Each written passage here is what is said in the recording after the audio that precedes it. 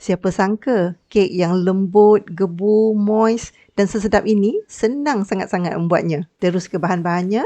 Dalam mangkuk besar, satukan 1/2 cawan tepung gandum, setengah cawan serbuk koko, setengah sudu kecil baking powder, setengah sudu kecil soda bikarbonat, 1 cawan gula. Saya guna gula perang. Lebih sedap, lebih wangi. Setengah sudu kecil garam, 4 sudu besar butter yang telah dicairkan, 1 biji telur saiz B, 1 sudu kecil esen vanila, last sekali 1 cawan susu cair.